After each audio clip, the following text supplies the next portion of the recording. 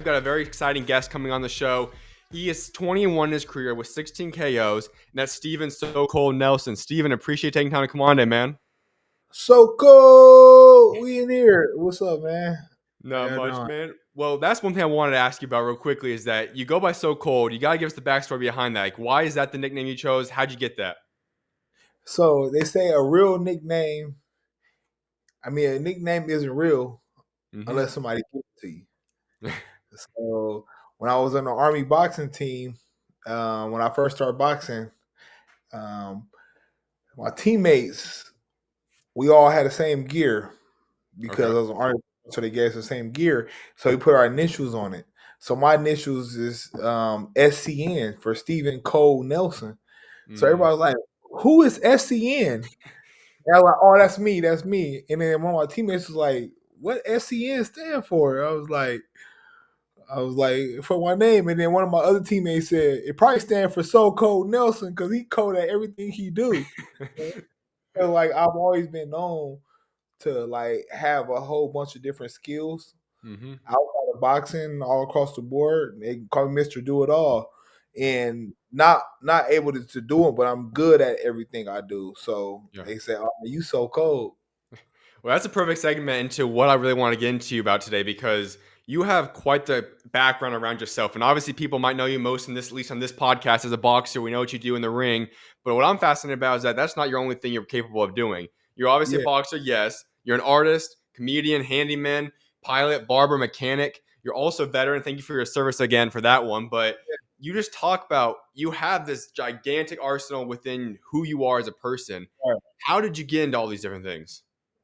I just always been the type of person that was always believe like if another man can do it, so can I. Like we had the same characteristics. You got two arms, two hands, Yep. two legs. If you can do it, I just got to figure out what you're doing. So Mm. people say, "Man, you're talented. You have a lot of talent." So I'm like, "No, really, my one talent is being analytical. I know how to analyze stuff and repeat it. So that's one thing. If I'm interested in it, I'm going to figure out and do it. If Mm. I don't do it, it's because I don't care to. But anything I put my mind to, I'm gonna do. So when you talk about priority lists, obviously things probably change as you kind of go into life. Like I know I was looking at your Instagram, and at one point you're working that painting you had going on. Then you obviously got called to fight for the Pacheco fight, so I think you kind of switched priorities there. But if you Yeah. were to pick everything on the table right now is on the line. You could choose what you want to do. What's your favorite thing to go do right now? Well, boxing is a young man's sport, and boxing is one of the only things I do where it takes every skill I have Mm, to to accomplish because sure. it's an art at the end of the day. It's physically demanding. You have to have good problem solving skills. And then on top of that, I'm good at marketing myself because I have a good personality and I do stand up comedy, Hmm. and I also make my own uniforms. So everything works hand in hand. Boxing right now is my number one venture right now. But when I have downtime, I squeeze in other things that I do. Because I feel like once boxing over, I can focus on those things that will always be a part of me, which is, the art side of me. Okay. Now you just said that you also work on making your own clothing, your own equipment too. There. So were those shorts you created, the Tupac one? Was that all designed by you and made by you then? Every single uniform besides my first uniform, Mm-hmm. I made Really? myself. I designed Bud Terrence Crawford Mm-hmm. uniforms, and I've designed other people, but I don't really focus on other people right now because I got so many things going on. So Makes people sense. ask, "Hey, make me some short." I'm like, "Nah, I'll do that once I retire. I'll get into that." Okay. But um, that's what provoked me to start making my own uniforms. It was my first uniform. I paid a guy to do it, and he gave me a runaround for like 'cause I knew I was going to pro for like 3 4 months, and he gave me the Mhm. runaround. And I said, from now on, I'm not dealing with that no more. I'm gonna do my own. So I went and took apart some old shorts I had and used that as stencils and stuff like that. Because in high school, I graduated early, so the last semester of my school, I just needed 2 credits, and the rest of the day I just had a whole bunch of electives. So I took Okay. courses. At the time, I was like, man, I'm gonna take the course where all the girls is at. I did like a football class, I did a sewing class, I was doing stuff like that, and they taught us how to use the sewing machine. We made pillows and stuff like that. So I had a little background already with knowing how to use a sewing machine. Mm. Then when I was pro, I innovated that to make my own uniforms. So we gotta go into the Tupac then a little bit more because that one is now probably gonna go down as one of the most significant, most iconic kits anyone's ever worn. Because you had the outfit coming into the show when you walked into the locker room, then you come out and then you're wearing the whole outfit, and that was probably gonna be. I mean, I don't think anyone's ever gonna forget that one. So you gotta just take Yeah, us through what I got inspired some. you for that. Yeah, I got some dope uniforms that I've done, and I got some more that I'm going to do that I Okay. feel like I'm saving. I'm like, it's going the Hmm. right time. All I'm, right. All I'm, right. very, I'm very artistic, but that came about because every fight I always make my uniforms with what's even going on in my life or what resonates with that fight at the time or the or Okay. the date. Like I came out one time or I fought during Christmas time, came out as a Grinch, you Hmm. know. So I do things like that. But at this time in my life, I was going through legal battles and a lot of the media was like slandering my name and people were like this didn't know the whole story, and it was just I felt like Tupac when Okay. if you go back and you watch when Tupac, it's a video on YouTube where Tupac got to jail and everybody was trying to interview him and he was spitting on all the cameras. He had that on. He had Hmm. he had the hockey jersey and the do rag and stuff. Yeah. So I emulated that, and I was like, how can I make my shorts like super like dope that would make people be like that's Tupac. I was like, you know what? I'm gonna make my waistband look like boxers, so I'm sagging. It just came together, and I was like, I'm gonna do it. I'm like, at first I was like, man, people gonna be like, what the hell is this? This is stupid, but it turned out, and people loved it. Is that your favorite one that you've done so far? I think that was a fan favorite. I mean, Yeah. if I had to pick a favorite, it'd probably be because my favorite movie growing up was The Last Dragon. Hmm. So I came out as the villain, which is shown enough. One time I had the hair, the wig, the whole uniform, the whole giddy Yeah. up. A lot of people don't know it, but that's my personal favorite. And Okay. then behind that one, it would probably be when they wheeled me out on the dolly, and I was Yeah. Hannibal. That was my second, and then the Tupac one for sure because this the effect that it gave to everybody. So I just want And to get into your mind a little bit more there because that's just not something that somebody just comes up with overnight. Maybe it is for yourself, but was that something you kind of spent time saying, all right, I want to think through what exactly works for me, or that just pop in your mind one day and you made it happen, or how did it just no, come to fruition? like I said, I've always been a creative person, so when Okay. things pop in my head, you know, to me it's just normal. But other people are like, man, that's super creative. I'm like, it's nothing, like, because that's Okay. just part of being creative and not thinking too deep into it. Just put out what I feel, and I feel Okay. like if you do that, you can never go wrong because even if people don't like it, it'll still be meaningful to me. Yep. Now, when you talk about the future ones, I know you just said that there's going to be some things that you're working on. Is there any hints you could give us? Is there something that's kind of inspiring you that you'd like to possibly show out in the future with? I just got like some creative uniforms that people gonna be like, when I walk out, they're gonna be like, "What?" Oh, and it's gonna hit them, like, cause All like right. I'm very big on like characters that inspire me growing up or Okay. people inspire me. So it'd be something like that. And if I give it away now, people are seeing, but oh, I know what to do. But Fair when enough. it happens, I'm like, oh, okay, I see what you did. Like it's gonna be dope. But I'm like saving it for the perfect times and stuff like that because everything has a time for it. Mhm. I have a whole list, like all the ideas I have when it comes to like uniforms and like I want to add movie ideas, comedy skits I do online, music I want to make. I always write it down in notes on my phone. So I Mm. have a whole list of notes of uniforms that I couldn't even possibly use all of them unless I go 80 and 0. I'm like 80 fights or something like that. Okay. Gotcha. Even when I'm done fighting, I'll be able to pass these down to people. Good Good point. ideas. Fair enough. So I did also want to ask you about this too, because we kind of talk about all the different areas of life that you've been a part of, and something that's unique about you is that you said a quote leading up to Diego Pacheco fight, and you said this: "I'm 36 from Omaha, Nebraska. Been through hell to get here. I mean, hell, not just in boxing, military streets. Been shot, been blown up, injuries, been through everything." When you think about that statement, and then we also talk about everything you've been able to accomplish in your life, how successful you've been inside of boxing, outside of boxing, walk us through the mentality. How has all those obstacles you've gone through in life made you and helped you kind of grow into the person that you are today? So how I can put it is, okay, here we go.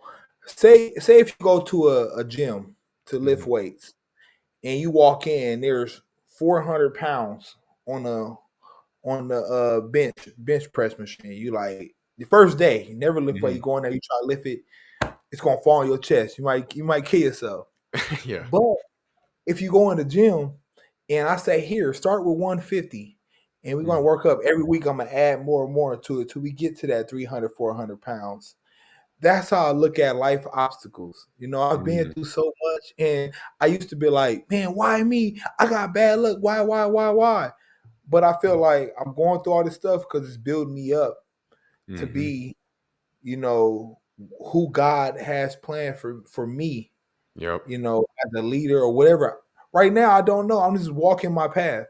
Yep. But when that time come, I'll be ready for it because I done experienced so much stuff.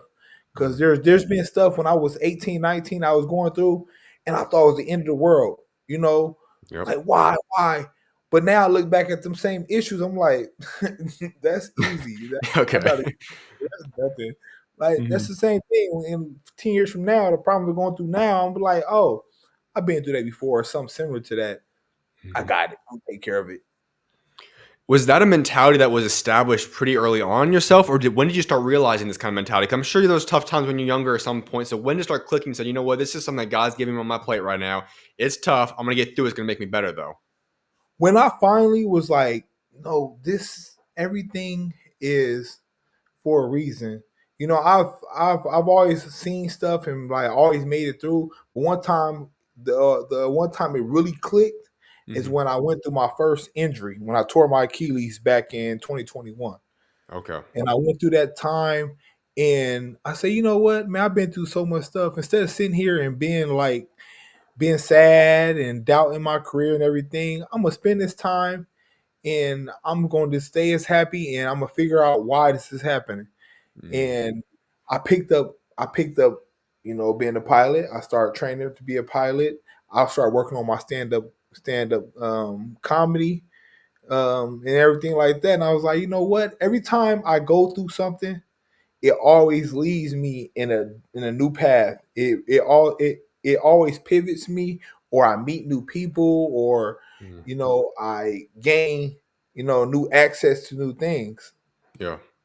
So I say, you know what, everything I go through, I'm not gonna let it kill me. I may be frustrated at the time going through it, but I know that I'm gonna see light eventually. Now, for you having the amount of stuff you've been taking part of, like you said, you're a pilot. You've been able to do all these different components to life. Some people might say, "Well, I don't even have enough time to do my own job right now." Time management is a problem in this world, at least in America specifically. And yet, you've clearly figured that portion out. So, how have you been able to manage your time? Take us to that, where you're able to balance your life and have so many different parts of your life to have really a full life. Now, this is one thing I learned when I was young, Mm, going into the military. I had a lot of friends, a lot of family, and people who were so quick. They call it chasing the bag. They were so quick to get to making money, and what I hear can make me money, but they really didn't love what it was. It wasn't nothing they really loved. But I've mm, always focused on, if I'm gonna choose to do something, it's gonna be something that even if I'm not getting paid for it, I would love it. I would mm, do it. So I comprise my life. People say, "What do you do for fun?" I'm like, I just live my life because everything I do, I enjoy it. I love it. I get to go work with the kids every day. I get to go box. I get to make my own schedule every day. I don't have to get up and answer to a boss or be here at a certain time. I do what I want, not because I'm a successful boxer, but I've always been like that. I've always wanted to wake up every day and make my okay, day go how I want it to go. So when I get up, I have time to, you know what, today I don't want to go do this. I want to go back here and paint. I want to go work on this Mm. painting. I can do that. Okay. Where everybody else was partying, having fun, enjoying life and making money, I was perfecting me. I Mhm. was gaining these skills. I was making it so now I can live my life free while everybody else got to answer to working. You also said before that boxing was you started boxing at 21, but you started boxing as in a way to fund what you really want to do, kind of what you just were talking about right there. Is that really the reason? Is that what you said? Okay, boxing is gonna be able to make me money right now. Is that what you ended up pursuing boxing for at the time? Yeah, when I was 21, I started boxing in the military. It was just to stay in shape, to do something Okay. fun. I was going to stay in shape because I got tired of the same army workout: push ups, sit ups, run, Yeah. basic working out. So I said, you know what, I'm gonna start boxing because that's gonna keep me in shape. And then my commander told us if we do any extracurricular things, we don't have to do the regular PT, Mm. physical training. So I was like, all right, I'm gonna start boxing. So when I started boxing, just like everything else I do in life, I catch on quick. And people around me was like, man, you good, man. You can really make some of this.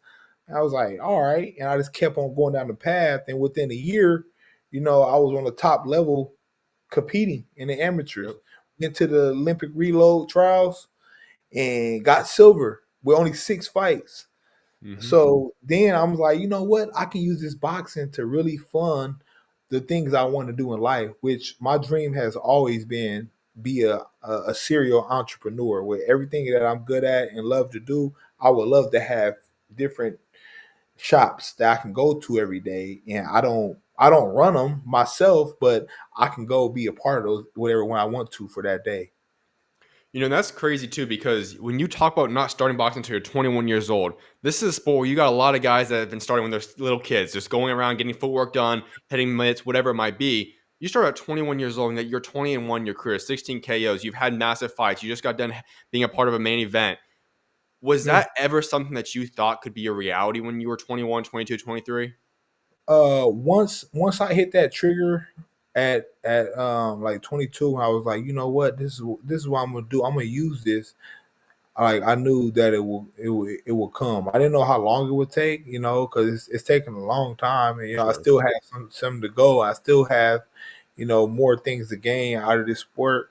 Because people are like, are you done? No, I'm not even close to it. No, I'm not done yet. So that's when I hit that trigger and was like, you know what, I can be something. And then on top of that, growing up with Bud, Hmm. you know, and seeing his growth and being part of his story from the jump, like he was the blueprint. And I seen that okay, what you can get to, even being from Omaha, Nebraska, where we don't have, Yep. as much support as being from Cali or Texas or Florida. And that's actually exactly what I want to talk about next is because boxing is not a massive thing out there in Nebraska. Now, obviously, Bud and you guys have put this all on the map. Now we know about that stuff. But if we go Yeah. back, I mean, it's not like a historical place. This is not a historical boxing state at all. And now it's all of a sudden been put on the map by you guys. How did Right. this all come to be? And I think being from where we're from, it makes us work harder because Mm, um being from Omaha, growing up, I used to watch movies or watch shows, and you always picture guys from Texas and New York and yeah. Florida, these big states, as so much better than you. But then when I went to the military and I started to mingle with these different people from all over the world, I start to realize like from my childhood of working so hard and doing things and competing on different levels and stuff, Hmm. um, it made me better than my counterparts from all over the world. Hmm. They just had bigger opportunities. They had better opportunities because of where they were from. Yeah. Like I didn't play sports growing up. I played sports like pickup games and Sure. know football. We used to call it killer man, where you get the Okay. ball, first person make it to the end zone, score.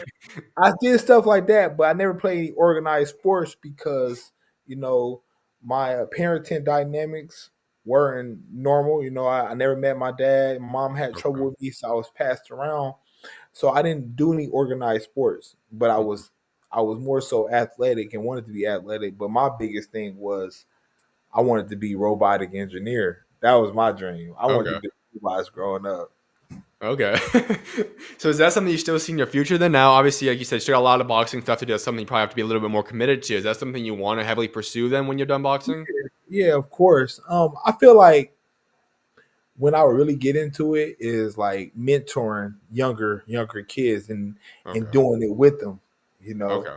doing things like that with them because I'm technically, inclined to do it. I know about electricity and I know how to, I know how to build. I'm a carpenter. I know how to do all that stuff. I just have to get the actual, schooling with it or training Mhm. for it. And I feel I can be successful with it. All right, so going back to the boxing aspect, and then we kind of talked about it a little bit, but you start off at 21 years old, and like I said, so many people have just this fundamental skill that they develop from the time they're going up to the amateurs when they're younger, and so on and so forth.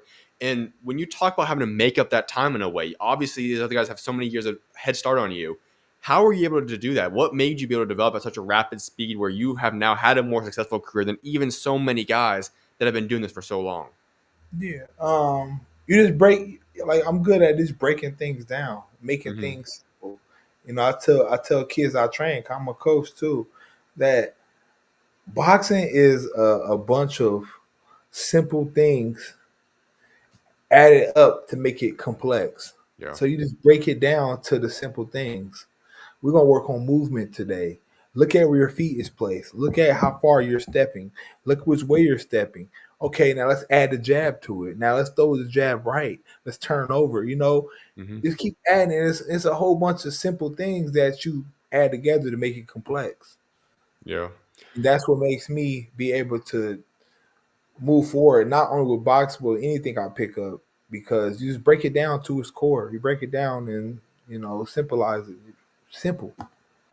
And we'll get more into the Diego Pacheco fight here in a little bit, but just using this as an example, when you were in that fight, you obviously showed great heart. And that was something that I think everybody noticed. You were quite the warrior. A lot of people said, hey, you didn't go down. You kept going. You kept going after him. You kept making a competitive fight all the way into the 12th, through the 12th round. When you Yeah. just see that mentality about yourself, where it's clear, like we see it obviously in life and the way you've been successful in all these avenues, but then you look at it when you go in that ring, you don't back down. That's something that you will go after somebody. You're never going to step down. You're never going to back up. You're never going to give up. How did that mentality come to be? That comes to like I said in the pre-fight interviews and stuff. Like I've been through this, I've been through that. You know what I Hmm. mean? Like no man is going to be too much for me. Okay. You know what I mean? Like I'd rather lose because you just outbox me.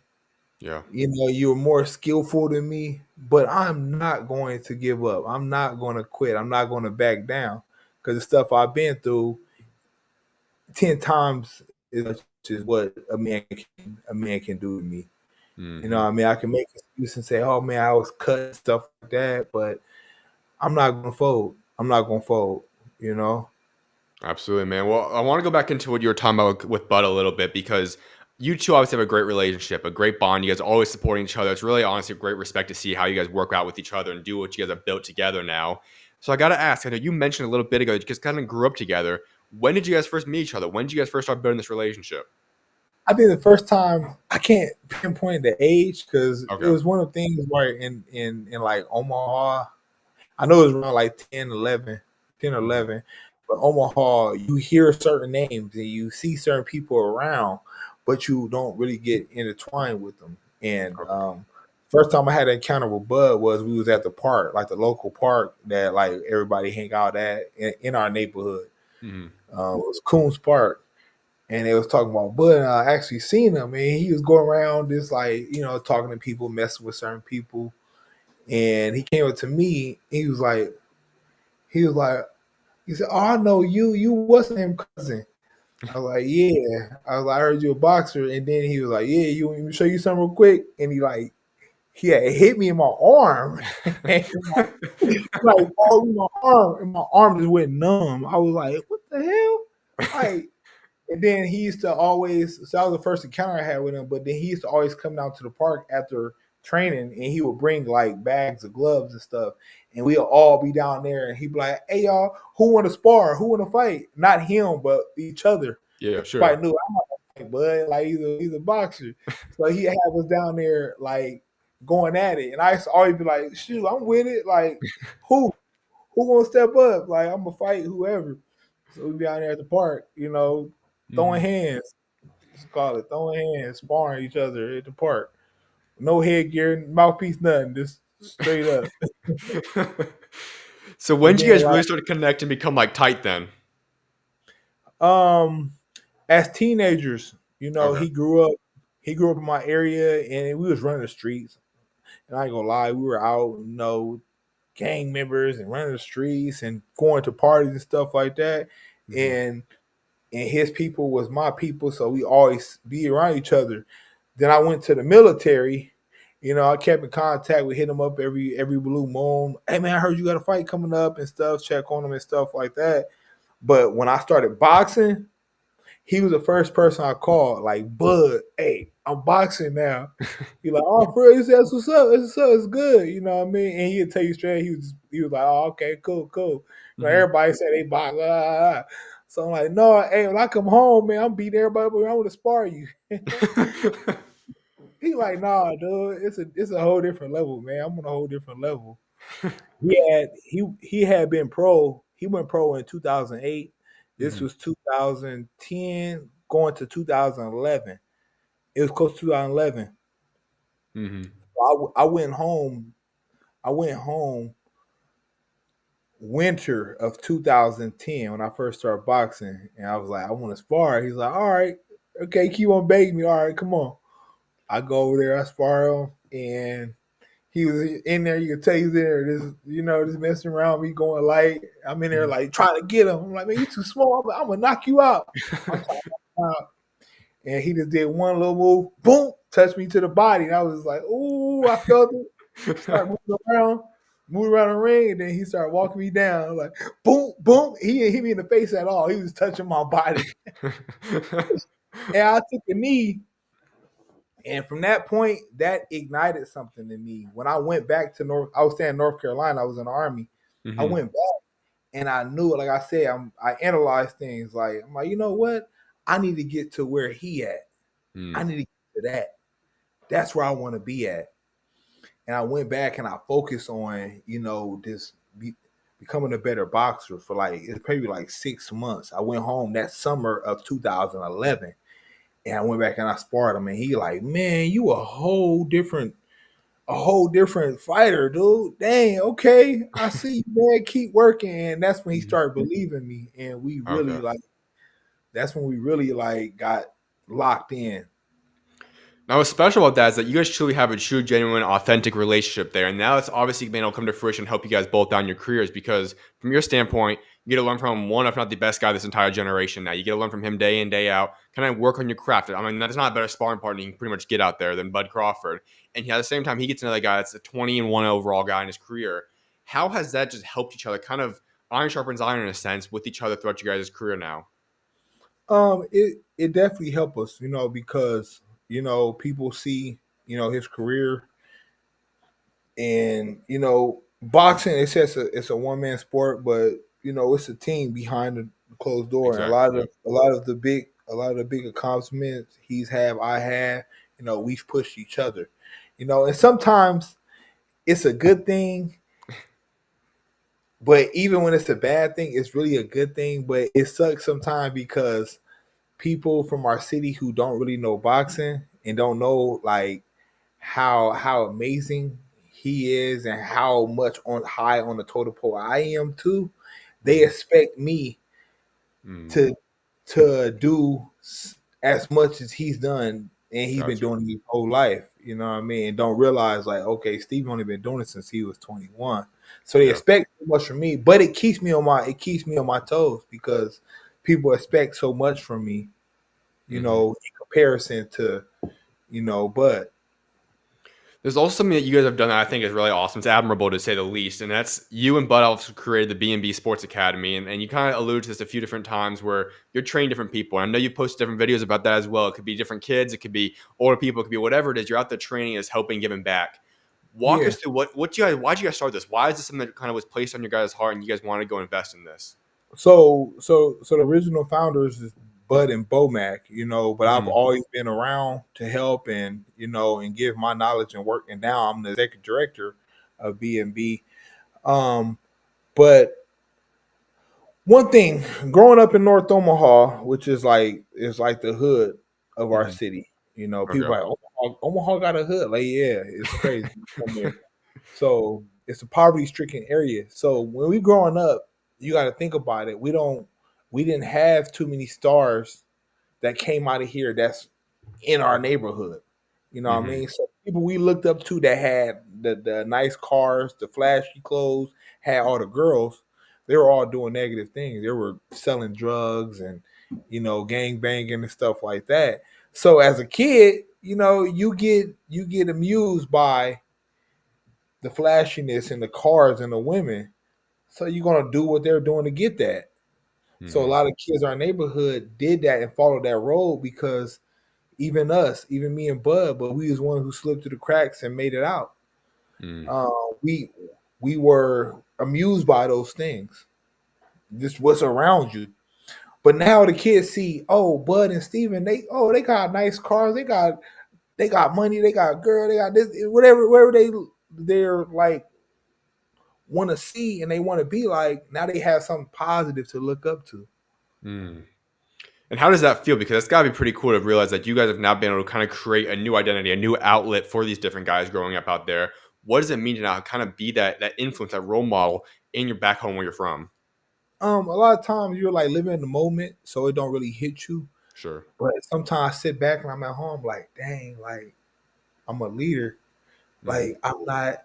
I like growing up. I didn't see myself as a 36-year-old man. I always thought that it would be over before 30 because that's as far as I can picture.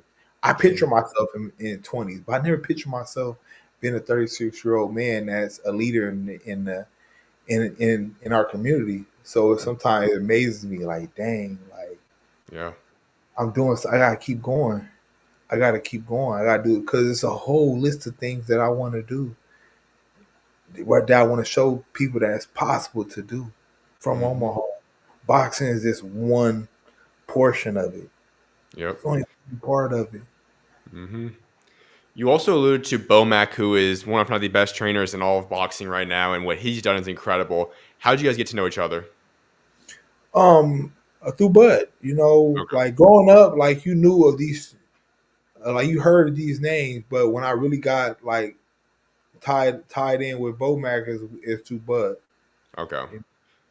Bud And was this. connected to Bomac and Red and Saul, but Okay. me and Bud always had that connection since we were kids. So what makes Bomac so special? Because the fighters he's been able to coach, the people underneath him, the obvious success is evident there. It's very, very successful what he's been able to accomplish. What makes him so good? What about Bomac makes his fighters become better and become the versions of the fighters that they are? One thing about Bomac and our team, where I said it's 10 parts, it's ten parts, moving parts to make this team. Mm, And what I like about Bomac is he's open to listening.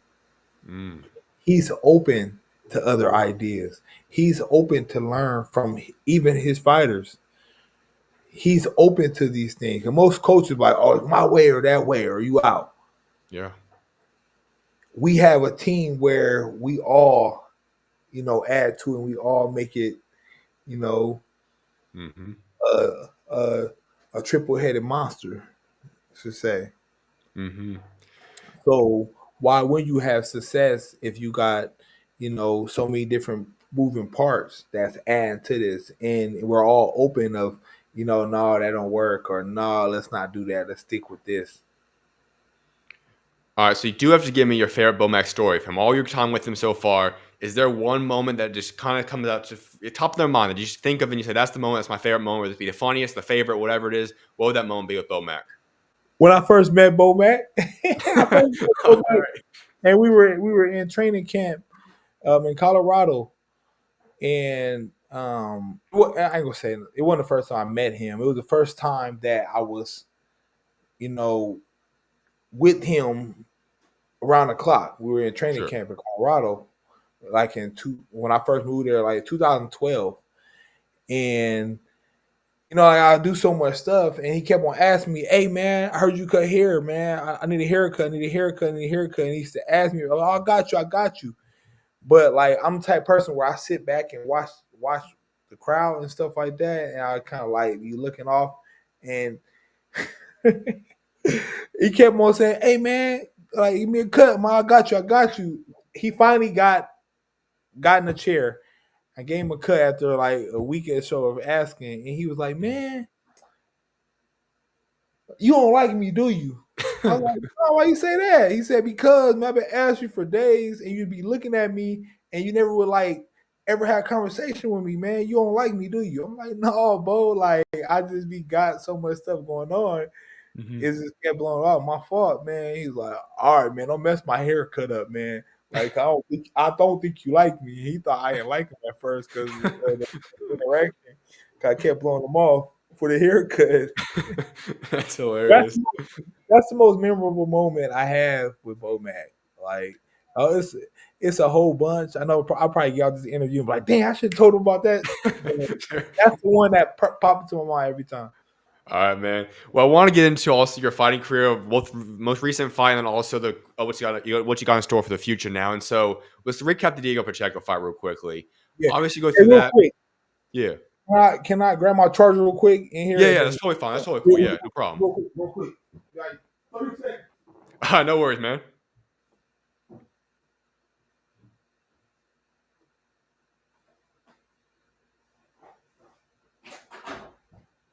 I keep on looking at this. Yeah, no worries. It's going down and down. Like, hold on, it's red now. Yeah, no worries, man. I don't want to off on you.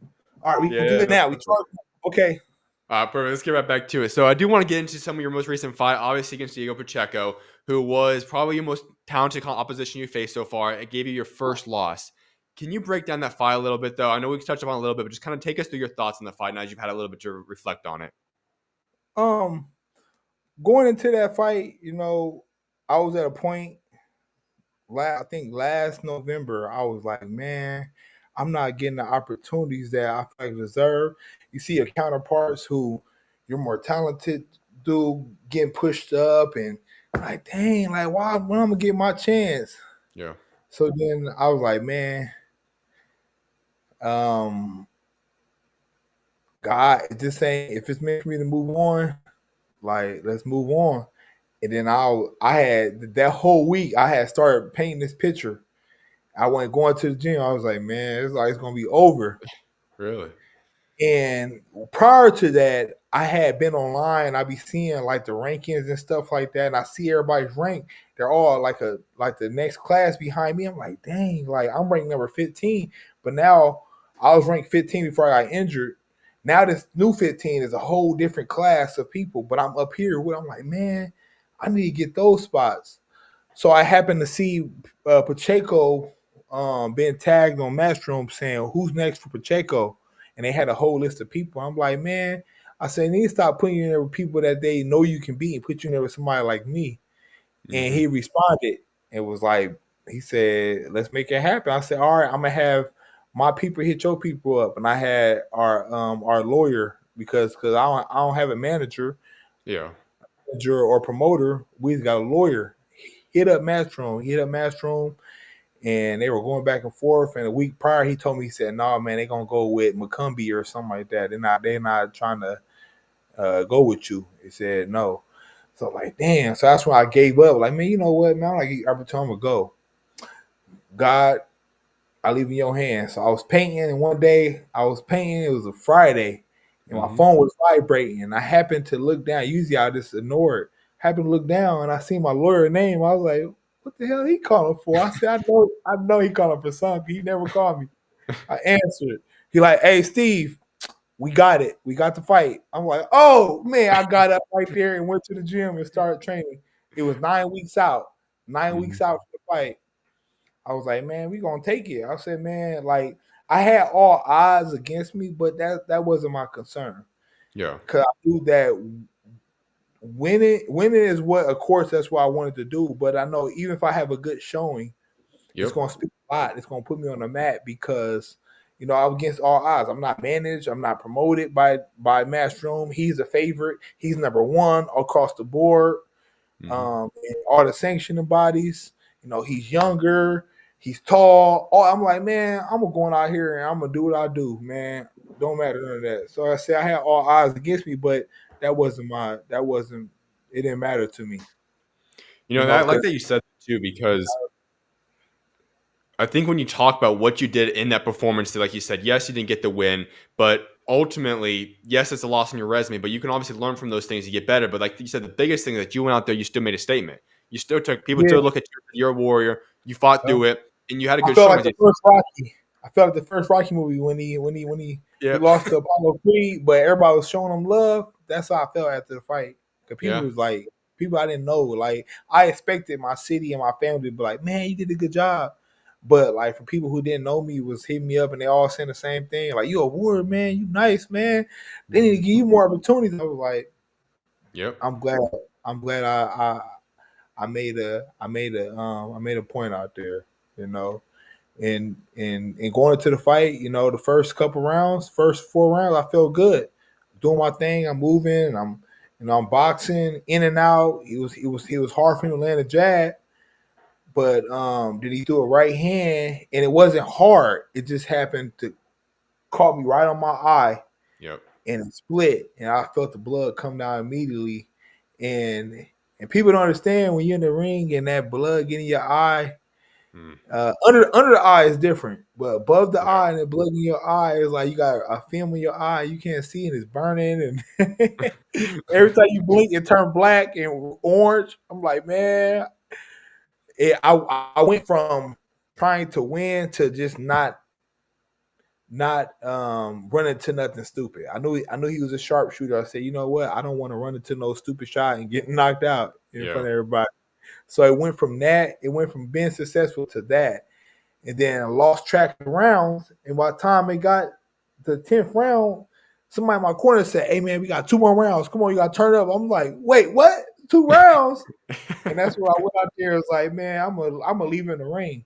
I Yeah. don't care. I'm gonna leave the ring. Either he gonna sit here and fight me. He gonna back down. He gonna get stopped something. But I'm not about to just go out here and just let him just cruise to a victory.